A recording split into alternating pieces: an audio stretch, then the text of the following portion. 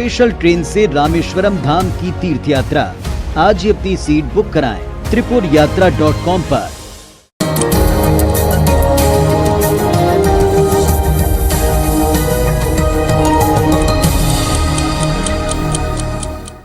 चलिए तो शुरू करते हैं खबरों का सिलसिला। जगदीप धनखड़ देश के 14वें उपराष्ट्रपति होंगे। उपराष्ट्रपति पद के लिए हुए चुनाव में उन्होंने विपक्ष की उम्मीदवार मार्गरेट अल्वा को हरा दिया है।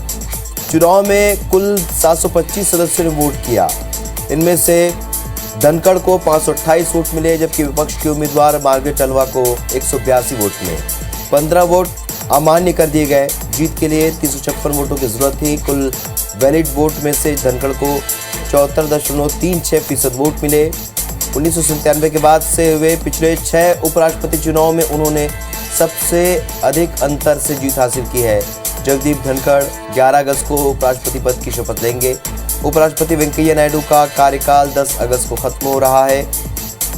पीएम मोदी ने दिल्ली में धनखड़ से मुलाकात कर जीत की बधाई दी। मार्गरेट अल्वा ने भी धनखड़ को जीत की बधाई दी। झुंझुनू के जगदीप धनखड़ का जन्म 18 मई 1951 को हुआ था। उन्हें विजेता घोषित किए जाने के बाद झुंझुनू में ही नहीं बल्कि पूरे शेखावटी में उत्सव का माहौल है। उनके गांव किठाना में लोग एक दूसरे को मिठाई खिलाकर खुशियां मना रहे हैं। गांव के लोग मंदिरों में पूजा पाठ करने के साथ साथ हवन भी कर रहे हैं। ये तस्वीर देखिए आप, जश्न की तस्वीर। उनके गांव गृहग्राम में तो जश्न मनाया गया। शेखावटी, पूरे शेखावटी में उनकी इस जीत पर, उपराष्ट्रपति बनने पर लोगों ने जश्न मनाया। तो एनडीए के उपराष्ट्रपति पद के उम्मीदवार जगदीप धनखड़ की जीत के बाद उनके पैतृक गांव किठाना में जश्न का माहौल शुरू हो गया। ग्रामीणों ने डीजे की धुन पर नाच गाकर जश्न मनाया और साथ ही जमकर पटाखे भी फोड़े। तो वहीं परिजनों ने इसे गौरव का क्षण करार दिया। वहीं ग्रामीणों ने एक दूसरे को मिठाई खिलाकर अपनी खुशी का इजहार किया।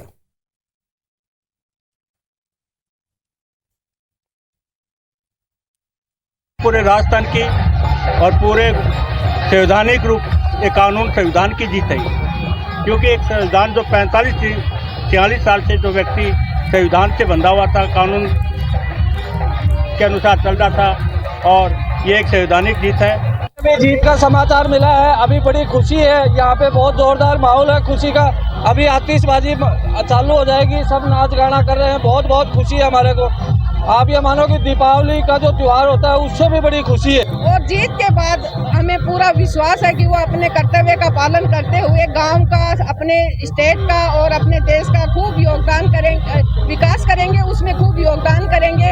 अपने संवैधानिक पद का वो ख्याल रखेंगे। मुझे बहुत प्राउड फील हो रहा है कि मेरे दादाजी आज उपराष्ट्रपति बन गए हैं और बहुत ही खुशी की बात है। ये वो बहुत ज़्यादा मेहनती है, बचपन से ही उनमें लीडरशिप की क्वालिटी। ऐसे ग्रैंडफादर हमें मिले, हम बहुत प्राउड फील करते हैं। और आज ये जो अवसर मिला है, जो उपराष्ट्रपति बने हैं, तो उससे आप खुद ही देख पा रहे हैं इतनी खुशी का माहौल यहाँ पे हो रहा है।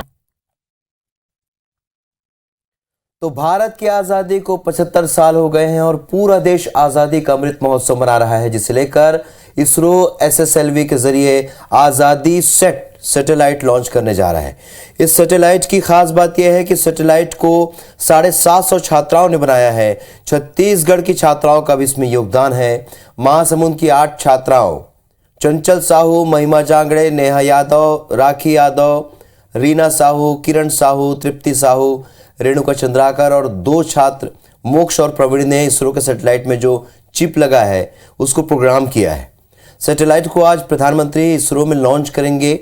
वहीं कल आशीबाई गोलछा शासकीय कन्या उच्चतर माध्यमिक विद्यालय महासमुंद के अटल लैब में छात्राएं स्पेस किड्स इंडिया के वेबिनार में शामिल हुई। SKI देश की एकमात्र ऐसी स्पेस संस्था है जो विद्यालयीन विद्यार्थियों, युवा वैज्ञानिकों को सैटेलाइट प्रोग्राम में सहभागिता सुनिश्चित करने का कार्य कर रही है।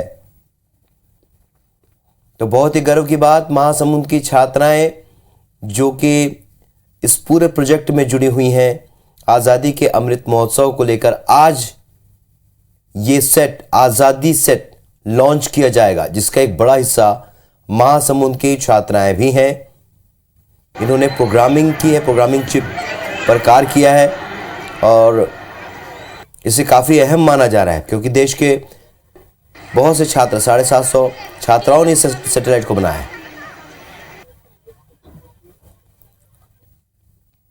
हमने अभी प्रोग्रामिंग किया है। हमने यहाँ पर एक चिप बनाया है जो सैटेलाइट द्वारा अंतरिक्ष में जा रहा है। हमारे माननीय प्रधानमंत्री द्वारा यह सब कार्य हुआ है और हमें काफ़ी गर्व महसूस हो रहा है कि हमने हमारे देश के लिए ये योगदान दिया है। हमें बहुत ही खुशी महसूस हो रही है। हमारे सभी दोस्तों को और हमारे सभी गुरुजनों को और सालों को बहुत ही खुशी अनुभव महसूस हो रहा है कि हमें उपग्रह सैटेलाइट का उसमें सफलता प्राप्त हुई। माननीय प्रधानमंत्री के द्वारा इसरो की ओर से उसमें वो छोटा सा चिप जो है बच्चों के द्वारा प्रोग्रामिंग किया हुआ लगा है और ये हमारे लिए और हमारे स्कूल के लिए और पूरे जिले के लिए काफी गर्व की बात है। ग्वालियर में पत्नी के साथ सब्जी मंडी में सब्जी खरीदने आए व्यक्ति का पार्किंग स्टैंड के कर्मचारी से पार्किंग को लेकर विवाद हुआ और विवाद इतना बढ़ा कि कर्मचारियों ने मारपीट शुरू कर दी। आक्रोश में आकर कर्मचारियों ने पीड़ित को चाकू भी घोंप दिया। पूरी घटना का एक राहगीर ने वीडियो बना लिया जिसे लेकर अब वो सोशल मीडिया में काफी चर्चा में है। वायरल हुए वीडियो के आधार पर जब पुलिस मौके पर पहुंची तो वहां मौजूद लोगों ने घटना के बारे में पुलिस को बताया। फिलहाल पुलिस हमला करने वाले लोगों के खिलाफ हत्या के प्रयास का मामला दर्ज कर उनकी तलाश कर रही है।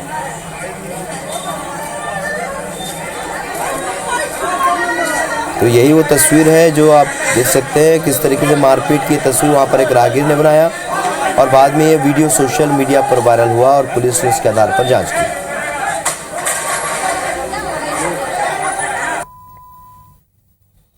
एक बार फिर नक्सलियों का आतंकी चेहरा सामने आया है। बालाघाट के मलाजखंड के जगला निवासी 25 साल के लालू धुर्वे की गोली मारकर हत्या कर दी गई। शव के पास नक्सलियों ने पर्चे भी फेंके जिसमें लिखा हुआ है कि पुलिस से मुखबिरी के शक में लालू को मौत की सजा दी गई है। पूरे वारदात की जिम्मेदारी कम्युनिस्ट पार्टी माओवादी मलाजखंड एरिया कमेटी ने ली है। साथ ही नक्सलियों ने पुलिस को चेतावनी देते हुए कहा है कि वे पैसों के लालच और धमकाकर मुखबिरी के काम को बंद करें। फिलहाल घटना की जानकारी के बाद पुलिस अलर्ट हो गई है और मामले की जांच के साथ ही क्षेत्र में सर्चिंग अभियान भी तेज कर दिया गया है। जगला गांव के एक 24 से 25 वर्षीय युवक लालू धुर्वे इसकी नक्सली द्वारा कल रात में बुलाकर हत्या कर दी गई। उसका भाई थाने पे रिपोर्ट लेकर आए थे। संपूर्ण प्रकरण में गांव में हमने एम्बुलेंस भेजकर बॉडी को वहां से उठवा लिया है। वहाँ मौके पे 2 पर्चे भी मिले हमें जिसमें मलाजखंड दलम ने इसकी रिस्पॉन्सिबिलिटी ली है। भानु प्रतापपुर के नक्सल प्रभावित इलाके का एक वीडियो तेजी से सोशल मीडिया पर वायरल हो रहा है जिसमें स्कूली बच्चे पानी के तेज बहाव में नदी पार करते हुए नजर आ रहे हैं। बताया जा रहा है कि ये वीडियो अंतागढ़ क्षेत्र के सुरंडी नदी की है जहां पर रोज स्कूली बच्चे और शिक्षक इसी तरह नदी को पार करके स्कूल आते जाते हैं। वीडियो में नदी का बहाव काफी तेज नजर आ रहा है जिसे बच्चे बड़ी मुश्किल से पार कर एक छोर से दूसरी छोर तक पहुंचते दिख रहे हैं, लेकिन IBC 24 इस वायरल वीडियो की पुष्टि नहीं करता।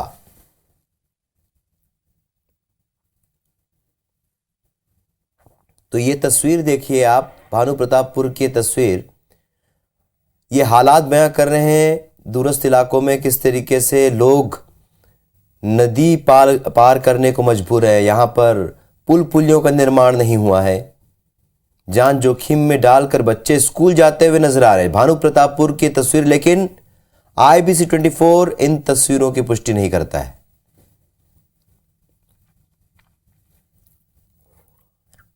तो तेज बहाव में लांघने को मजबूर हैं इस नदी को और स्कूल जाते हैं ये बच्चे। ऐसे में जिला प्रशासन अब सवालों के घेरे में है।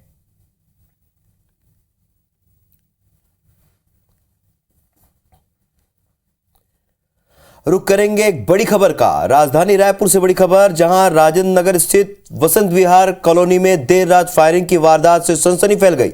पुलिस के मुताबिक एक निगरानी शुदा बदमाश इसमें घायल हुआ है। घायल भूपेंद्र ध्रुव के पास अवैध देसी कट्टा था। अपनी ही गोली से वो खुद ही घायल हुआ। पुलिस ने उसके 2 साथियों को अस्पताल से हिरासत में लिया है और पूछताछ की जा रही है। दरअसल इलाके में स्थानीय लोगों ने रात करीब 10 बजे गोली चलने की आवाज़ सुनी। लोगों ने देखा कि सड़क पर खून फैला पड़ा है और कार सवार कुछ लोग पिछली सीट पर एक घायल को बिठा रहे हैं। लोगों को अपहरण की आशंका हुई। पुलिस को इसकी जानकारी लगी तो शहर में नाकेबंदी की गई। इस बीच मरीन ड्राइव पर एक लावारिश कार मिली और पुलिस ने लॉक कार का शीशा तोड़ा तो उसमें एक जूता और कटी हुई उंगली मिली। पुलिस ने छानबीन शुरू की तो पता चला कि घायल मेकार अस्पताल में भर्ती हुआ है। पुलिस ने घायल के साथ पंकज तांडेकर और ब्रिजेश बैरागी नाम के उसके साथियों को से पूछताछ की, जिसमें पता चला कि तीनों ने शराब पी थी और कार से वापस आते समय एक शख्स इनकी गाड़ी से टकरा गया। दोनों साथियों ने घायल को अस्पताल ले जाने की बात कही और इस दौरान भूपेंद्र ध्रुव ने देसी कट्टा निकाला और लोड करते समय उसके हाथ से कट्टे का ट्रिगर दब गया। गोली उसकी उंगली को उड़ाती हुई उसकी जांघ पर जा लगी। पुलिस के मुताबिक घायल भूपेंद्र राजेंद्र नगर थाना इलाके का पुराना निगरानी शुदा बदमाश है।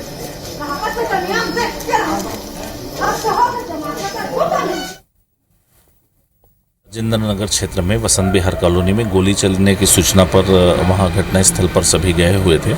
घटनास्थल पर खून के दाग धब्बे थे। अभी प्रारंभिक पूछताछ में जो घायल युवक है भूपेंद्र ध्रुव, वो गुंडा बदमाश है और उसी के द्वारा एक्सीडेंटल फायर होने की बात अभी कही जा रही है।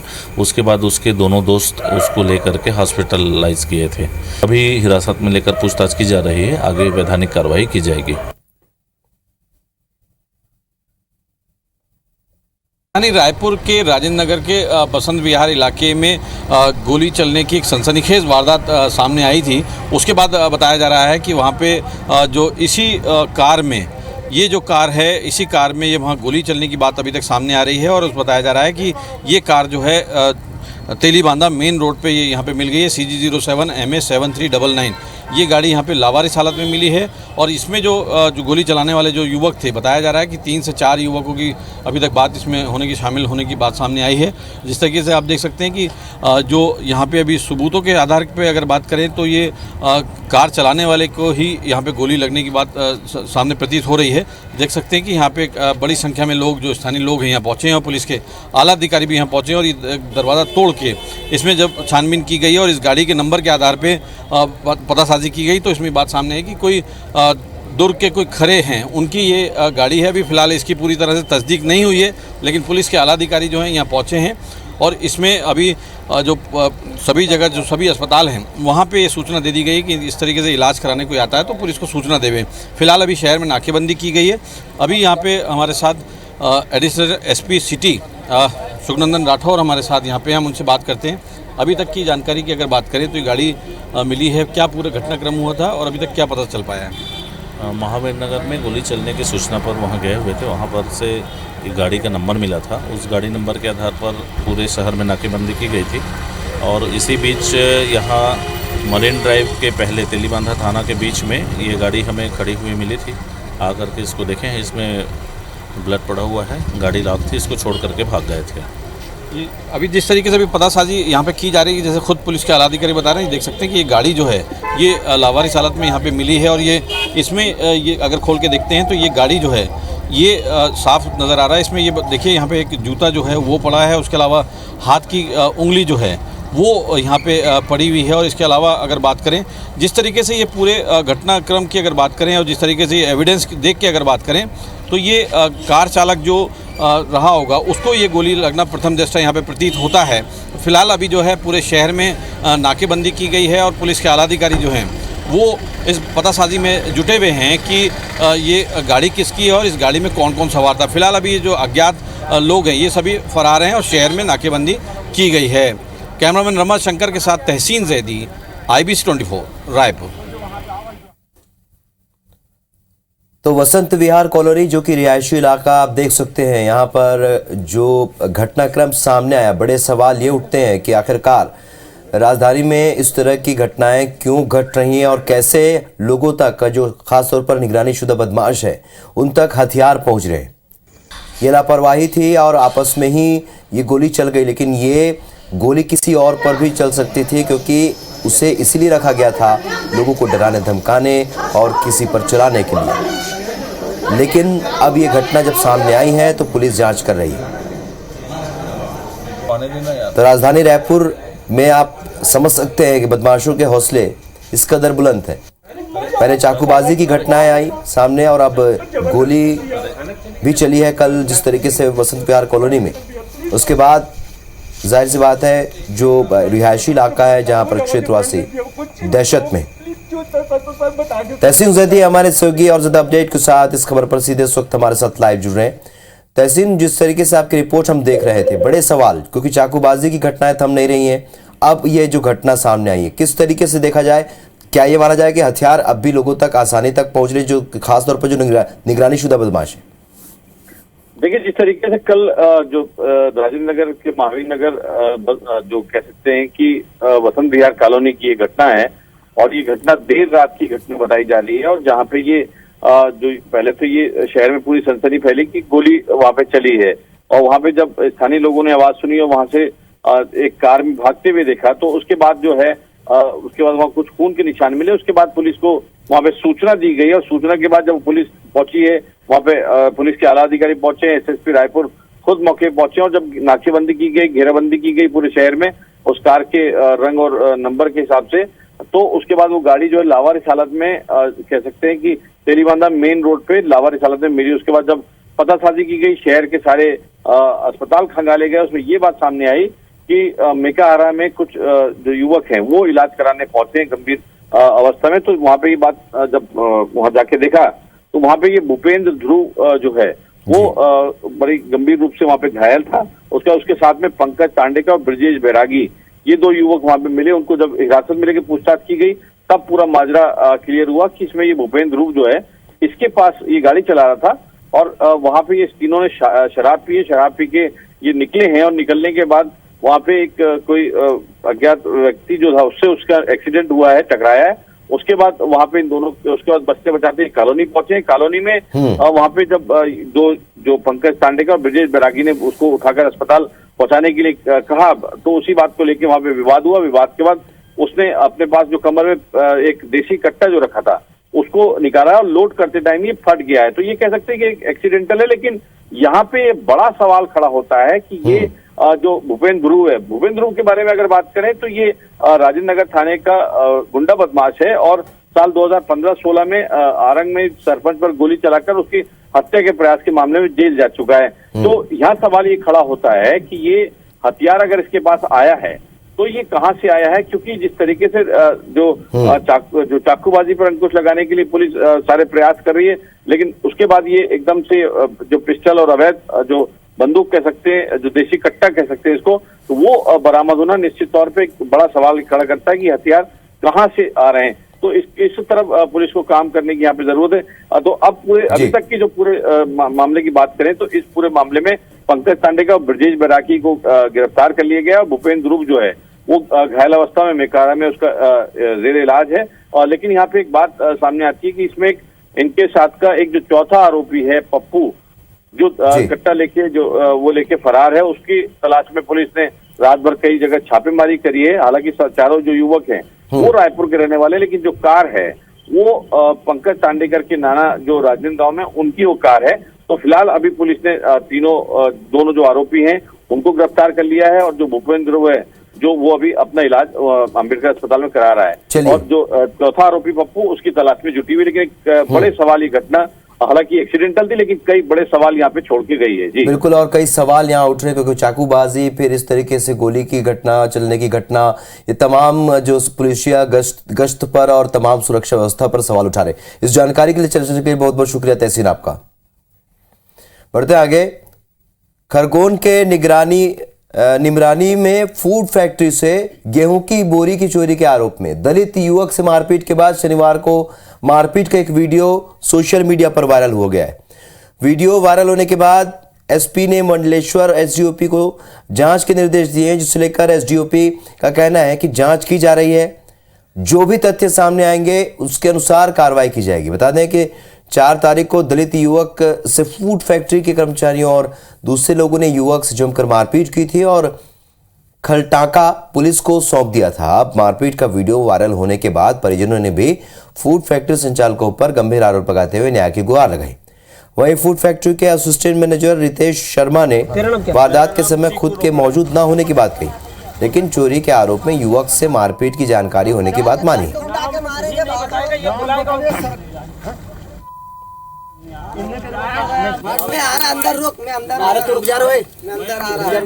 तो ये वो तस्वीर सामने आई है, इसमें युवक से मारपीट की गई। युवक के परिजनों ने आरोप लगाया। फैक्ट्री के असिस्टेंट मैनेजर ने इस पर सफाई भी दी।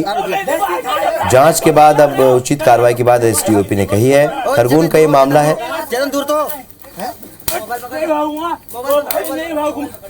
और ये तस्वीर देखिए अब किस तरीके से युवक के साथ मारपीट की गई।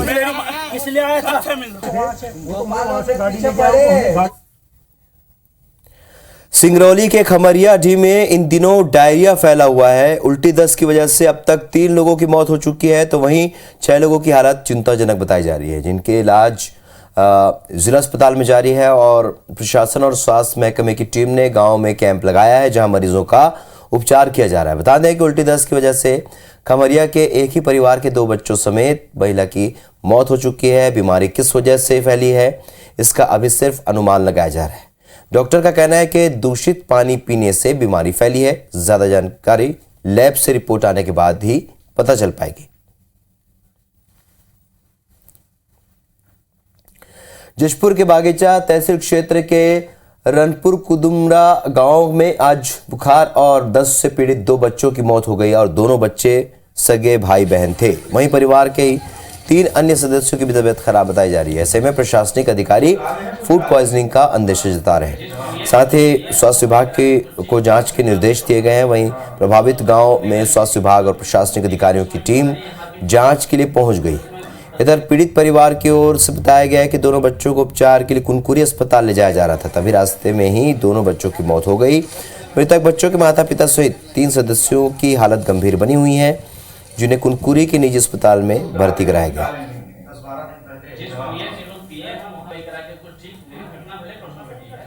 मेरे चाचा और चाची हैं और दोनों भाई बहन हैं और एक बहन है।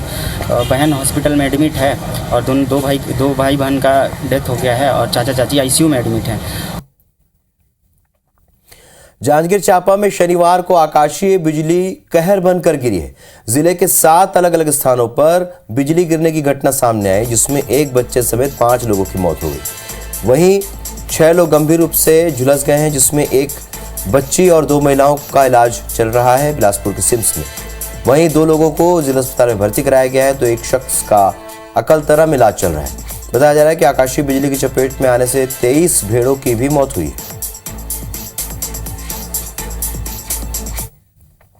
भोपाल में संघ शिक्षा वर्ग का समापन हो गया। संघ प्रमुख मोहन भागवत ने कार्यक्रम को संबोधित करते हुए कहा कि सभी 5 उपमहाद्वीपों से हिंदू समाज की वर्तमान सक्रिय पीढ़ी और नई पीढ़ी सेवक और सेविकाएं यहां संघ का प्रशिक्षण ले रहे हैं। भागवत ने कहा कि विदेशों में पले बढ़े लोग फिर से अपनी परंपरा की शिक्षा ले रहे हैं। कार्यक्रम में शामिल होने के लिए भाजपा के प्रदेश संगठन महामंत्री हितानंद शर्मा, मंत्री विश्वास सारंग, विधायक रामेश्वर शर्मा सहित भाजपा और संघ के कार्यकर्ता पहुंचे। आपको बता दें कि राष्ट्रीय स्वयंसेवक संघ के प्रमुख मोहन भागवत बीते 4 दिनों से भोपाल में ही हैं। एक छोटा सा संघ आज उसका एक विश्वव्यापी स्वरूप है। दूसरे भूमि में स्वभूमि से दूर उसका दर्शन तक नहीं होता, उसकी भाषा तक हम भूल गए। ऐसी स्थिति में भी उसकी पुरानी स्मृतियां पीढ़ी दर पीढ़ी जतन करते हुए आप जो रह रहे हैं, उसका प्रयोजन है कि वहां से मिली अच्छाई को आपको सारी दुनिया को देना है। इस बीच रुक करेंगे दिल्ली से मिल रही एक अहम खबर का, जहां पर प्रधानमंत्री नरेंद्र मोदी की अध्यक्षता में नीति आयोग की आज बैठक है और सभी राज्यों के मुख्यमंत्रियों के साथ आज मंथन करेंगे। छत्तीसगढ़ के मुख्यमंत्री भूपेश बघेल भी इसमें शामिल होंगे, तो मध्य प्रदेश के मुख्यमंत्री शिवराज सिंह चौहान भी यहां मौजूद रहेंगे। तो नीति आयोग की बैठक है, अध्यक्षता खुद प्रधानमंत्री नरेंद्र मोदी कर रहे हैं। तो आज सभी राज्यों के मुख्यमंत्रियों के साथ मंथन करेंगे। छत्तीसगढ़ के मुख्यमंत्री भूपेश बघेल भी इसमें मौजूद रहेंगे, तो मध्य प्रदेश के मुख्यमंत्री शिवराज सिंह चौहान भी इसमें शामिल होंगे।